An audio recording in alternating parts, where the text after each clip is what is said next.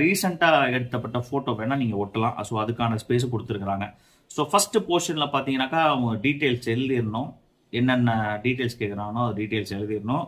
2வது 3வதுல பார்த்தீங்கன்னாக்கா 2002ல் நீங்கள் இன்கேஸ் உங்களுக்கு ஓட்டு இருந்தால் உங்கள் ஓட்டு என்னென்ன, உங்கள் உறவினர் யார் அப்படின்ற டீட்டெயில்ஸ் கொடுத்துருக்குறாங்க. மொத்தம் 2 ஃபார்ம் கொடுக்குறாங்க. ஸோ 2 ஃபார்ம் என்னென்னா 2 நீங்கள் ஃபில்அப் பண்ணி 1 மறக்காமல் அது என்ன பண்ணிங்கன்னா யார் உங்களுக்கு கொடுத்தாங்களோ அது உங்கள்கிட்ட ரிட்டர்ன் பண்ணிடணும். ஸோ அவங்க அது கம்ப்யூட்டரைஸ் பண்ணி உங்களுக்கு ஓட்டர்ஸ் லிஸ்ட்டில் கொண்டு வரதுக்கான ப்ரிப்பரேஷன் அவங்க செஞ்சுருவாங்க. ஸோ பிஎல்ஓ உங்களுக்கு கொடுக்குற 2 ஃபார்ம் 2 ஒரே ஃபார்ம் தான். ஸோ 2மே நீங்கள் ஃபில்அப் பண்ணி 1 அவங்க கையில் பூர்த்தி பண்ணி கொடுத்தா தான் உங்களுக்கு ஓட்டர்ஸ் லிஸ்ட்டில் நெக்ஸ்ட் சட்டமன்ற எலெக்ஷனில் நீங்கள் என்ன பண்ண முடியும், ஓட்டு போட முடியும். நீங்கள் அதை ரீட்டைன் பண்ணி வச்சுக்கக்கூடாது.